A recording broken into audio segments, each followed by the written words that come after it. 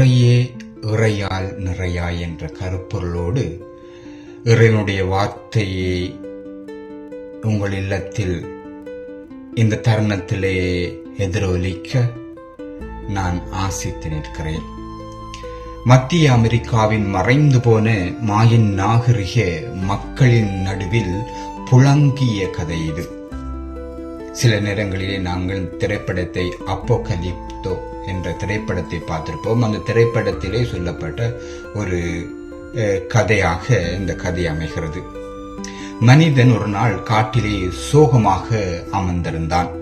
காட்டு விலங்குகள் அவனை சுற்றி வந்து அவனிடம், நீ சோகமாக இருப்பதை எங்களால் சகித்துக் கொள்ள முடியவில்லை, என்ன வேண்டுமானாலும் கேள், நாங்கள் உனக்கு தருகிறோம் என்றன.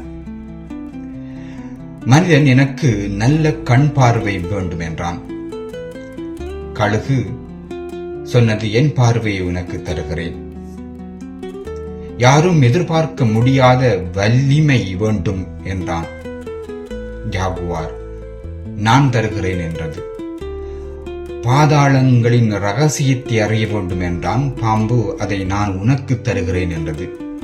எல்லா விலங்குகளும் தன் ஆற்றலை இப்படியாக மனிதனுக்கு தந்தன. எல்லா ஆற்றல்களையும் பெற்ற மனிதன் எழுந்து புறப்பட்டான். அப்போது மான் மற்ற விலங்குகளை பார்த்து, மனிதன் இப்போது எல்லாவற்றையும் பெற்றுவிட்டான், இனி அவனிடம் சோகம் வருத்தம் இருக்காது என்றது. அதற்கு ஆந்தை மறுமொழியாக, இல்லை, மனிதனின் மனதில் ஒரு துவாரத்தை, வெற்றிடத்தை நான் பார்த்தேன். அது ஒரு தணிக்க முடியாத பசி. அது அவனுக்கு சோகத்தை தரும். இன்னும் வேண்டும், இன்னும் வேண்டும் என்று அவன் எல்லாவற்றையும் கொண்டு அந்த வெற்றிடத்தை நிரப்பிக்கொண்டே இருப்பான். ஒரு நாள் இந்த பூமி சொல்லும், இதற்கு மேல் நீ எடுத்துக்கொள்ள என்னிடம் ஒன்றுமே இல்லை. மனித உள்ளத்தில் இருக்கும் இக்குறை அல்லது வெற்றிடத்தை தானாகவே மனிதர்கள் அறிந்து கொள்வார்களா? அவர்கள் அக்குறைகளை அறிந்து கொண்டவுடன் அக்குறைகள் எப்படி நிறைவு செய்யப்படும்?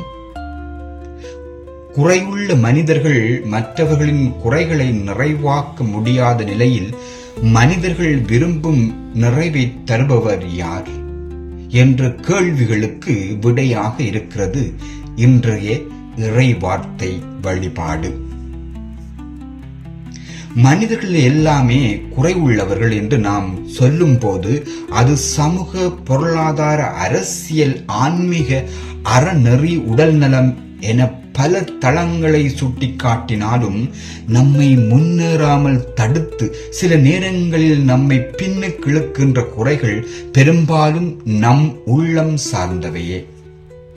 இவற்றில் இருந்து நாம் விடுபட நாம் இறைவனோடு கைகோர்த்தால் மட்டுமே முடியும். அன்பானவர்களே, இன்றைய முதல் வாசகத்தில் எசாயா இறைவாக்கினரின் அழைப்பு நிகழ்வை வாசிக்கிறோம் இல்லையா? எசாயா இறை அழைப்பு, அந்த நிகழ்வு மோசே, கிதியோன், எரோமியா ஆகியோரின் அழைப்பு நிகழ்வை ஒத்திராமல் எசேக்கியேல் இறைவாக்கினரின் அழைப்பு நிகழ்வையே ஒத்திருக்கிறது. அன்பானவர்களே, ஏனெனில் இந்த இரண்டு நிகழ்வுகள் மட்டுமே ஆண்டவர் அரியணையில் அமர்ந்திருப்பது போன்ற காட்சி வருகிறது. இந்த நிகழ்வு கடவுளின் அரசவையில் நடப்பது போல் எழுதப்பட்டுள்ளது. உசியா அரசர் மறைந்து ஏறக்குறைய கிமு 742 ஆண்டில் இந்நிகழ்வு நடக்கிறது. இப்படி வரலாற்று பின்புலம் காட்டுவது எதற்காக என்றால், இந்த நிகழ்வு ஒரு வரலாற்று நிகழ்வு என்ற உண்மை நிலையை காட்டுவதற்கே. ஆண்டவர் அரியணையில் அமர்ந்திருக்கிறார். அவர் தொங்கலாடை கோயிலை நிரப்புகின்றது. செராபீன்கள் அரியணையை சுற்றி இருக்கின்றன. செராபின் என்றால் எபிரேயத்தில் எரிந்து கொண்டிருப்பது அல்லது எரிப்பவை என்பது பொருள். இந்த செராபீன்கள் வெறும் அழகு பதுமைகள் அல்ல, மாறாக அவை படைகளின் ஆண்டவர் தூயவர் தூயவர் என்று பாடிக்கொண்டிருக்கின்றன. இறைவனின் பிரசன்னத்தையும் அவரை பற்றி செராபீன்கள் பாடுகின்ற குரலொலியையும் கேட்கின்ற எசாயா சட்டென தன் நிலையை உணர்கிறார். நான் அழிந்தேன் என கத்துகிறார். தூய்மையின் முன் தன் தூய்மையின்மையை உணர்கிறார். எசாயா செய்த பாவம் அல்லது அவர் கொண்டிருந்த குற்ற உணர்வு என்னவென்று குறிப்பிடப்படவில்லை. உடனே நெருப்பு பொறி ஒன்றை எடுத்து வரும் செராபீன் ஒருவர் எசாயாவின் உதடுகளை தூய்மைப்படுத்துகின்றார். குற்றப்பழியும் பாவமும் அகற்றப்படுகிறது.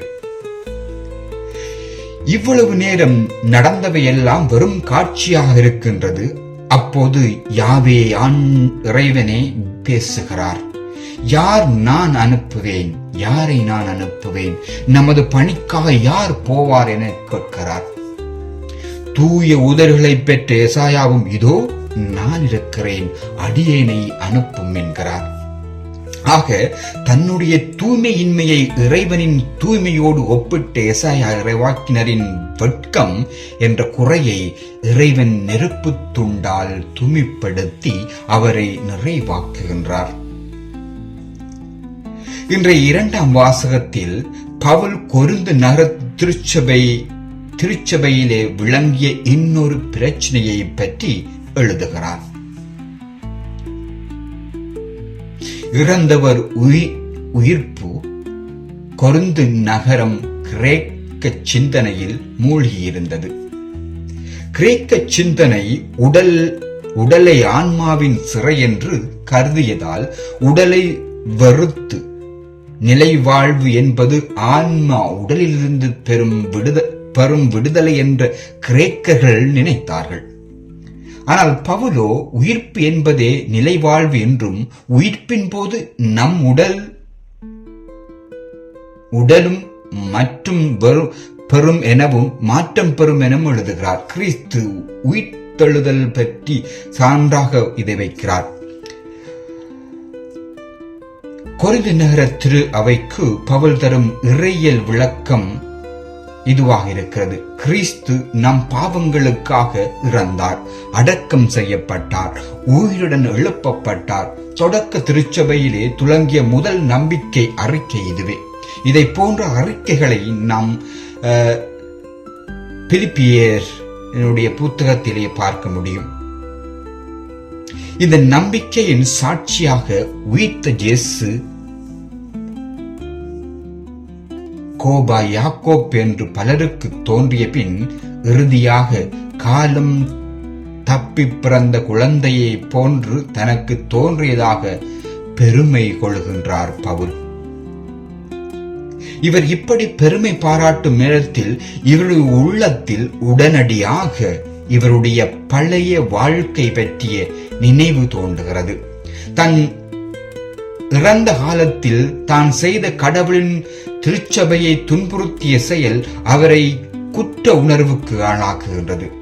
ஆனால் கடவுளின் அருளால் நான் திருத்தூதர் நிலையில் இருக்கிறேன் என கடவுளின் அருள் தன் குற்ற உணர்வை களைந்ததையும் நினைவு கூறுகிறார் பவுலடியார். ஆக தன்னிடம் இருந்த குற்ற உணர்வு என்னும் குறையை கடவுளின் அருளால், அந்த அருள் ஊந்தி தள்ளிய உழைப்பாலும் நிறைவாக்குகிறார் பவுல். இன்றைய நற்செய்தி வாசகத்திலே இயேசு முதல் சீடரை அழைக்கும் நிகழ்வை லூக்கா நற்செய்தியாளரின் கண்கள் வழியாக பார்க்கிறோம். இது நமக்கு நடக்கும் இடம் கெனசரேத் ஏரிக்கரை அல்லது கலிலேயா கடல் பகுதி. முதல் சீடர்களை அழைத்தல் என தலைப்பு இடப்பட்டிருந்தாலும் பேதுரு மட்டுமே இங்கே முதன்மைப்படுத்தப்படுகிறார். அவரின் சகோதரர் அந்திரியாவின் பெயர் குறிப்பிடப்படவில்லை. மேலும் செபதேயுவின் மக்களான யாக்கோப்பு மற்றும் யோவானின் பெயரும் வலிந்து திணிக்கப்பட்டுள்ளன. அப்படியே இந்த நிகழ்விற்கு எப்படி பெயரிடுவது? போதனை, அறிகுறி, அழைப்பு என 3 இலக்கிய கூறுகள் ஒரே இடத்தில் சேர்ந்து கொடுக்கப்பட்டுள்ளன.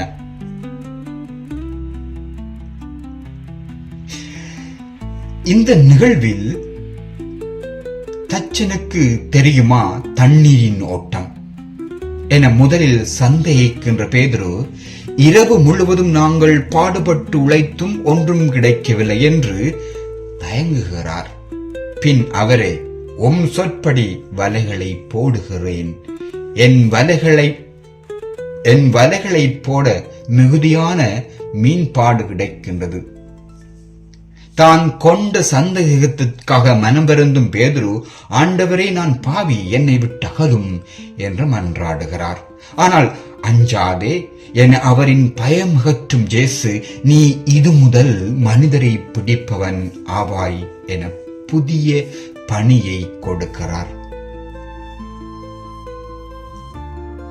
ஆக சந்தேகம் என்ற பேதுருவின் குறையை இயேசு அஞ்சாதே என்று தேற்றி நிறைவு செய்கிறதை நாங்கள் பார்க்கிறோம், இல்லையா? அவ்வாறாக முதல் வாசகத்திலே எசாயாவின் வெட்கம் என்ற குறையை, உதடுகளை தூய்மைப்படுத்தி நிறைவு செய்கிறார் கடவுள். இரண்டாம் வாசகத்திலே பவுலின் குற்ற உணர்வு என்ற குறையை திருத்தூத நிலை என்ற நிலைக்கு அருளால் உயர்த்தி நிறைவு செய்கிறார் கடவுள். நற்செய்தி வாசகத்திலே பேதுருவின் சந்தேகம் அல்லது ஐயம் என்ற குறையை அஞ்சாதே என்று நீக்கி அவரை நிறைவுள்ளவராக்குகின்றார் இயேசு. ஆக குறை உள்ள ஒன்று நிறைவுள்ள இறைவனின் தொடுதலால் நிறைவுள்ளதாகின்ற தருணம் இது. குறையை நிறைவாக்குவது இறையே என்பதும் புலனாகிறதல்லவா? இன்று நாம் நம்மிடம் உள்ள குறைகளை எப்படி இனங்கண்டு அவற்றை இறைவனின் துணையால் நிறைவு செய்வது? கேள்வி. நம் கொடைகளை கொண்டாடுவது.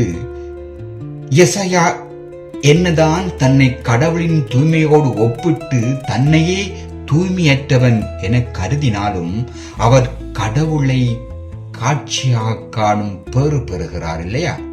தன்னுடைய சமகாலத்தில் யாருக்கும் காட்சி அளிக்காத கடவுளை காட்சியில் கண்டவராகிறார் ஏசாயா. பவுலின் கடவுளின் திருச்சபையை துன்புறுத்தியவர், ஆனாலும் கடவுளின் அருள் அவரை சூழ்ந்து கொள்கிறதல்லவா? அப்படிப்பட்ட நிலையில் தான் பெற்ற அருளை வீணாக்காமல் மிகுதியாக பாடுபட்டு உழைக்கிறார் பவுல். பேதுரு தன் வறுமை நிலையில் மிகுதியான மீன்பாட்டை கண்டுகொள்கிறார்.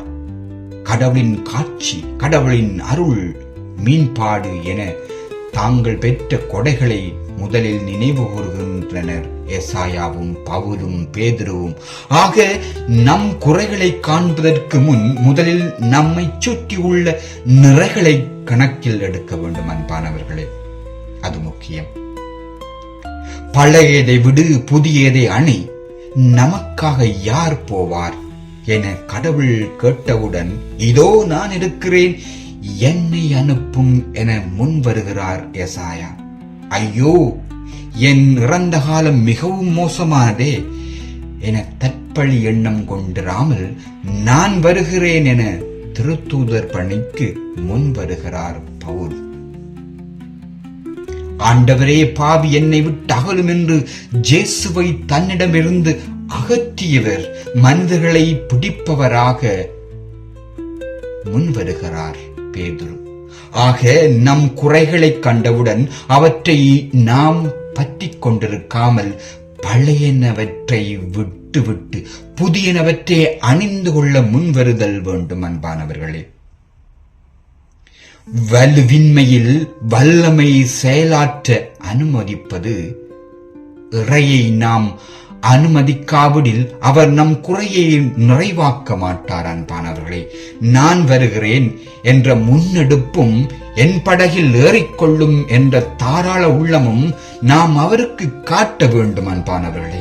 எசாயா, பவுல், பேதுருவிடம் முறையே விளங்கிய வெட்கம், குற்ற உணர்வு மற்றும் ஐயம் என்னும் உணர்வுகள் நம்மை கட்டி போடுகின்றன.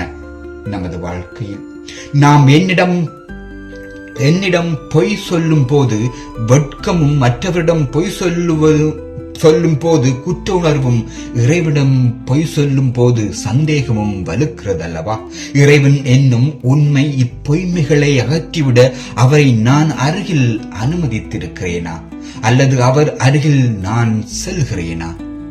இறுதியாக என் உள்ளத்தில் உள்ள வெற்றிடமும் துவாரமும் என் ஆற்றல் இழப்புக்கு காரணமாக இருந்தாலும், என் ஆற்றல்களை நான் கொண்டாடத் தொடங்கும் போது என் அருகில் வருகின்ற அவர் தன் நிறைவால் என் குறையை நிறைவாக்குவார். நிறைவானது வரும்போது அரைகுறையானது ஒழிந்து போகும். குறைகள் நிறைய பெற்ற ஒருவர் திருப்பாடல் ஆசிரியரோடு இணைந்து, ஆண்டவரே, என் முழு மனத்துடன் உமக்கு நன்றி செலுத்துவேன் என்று பாடுவார்.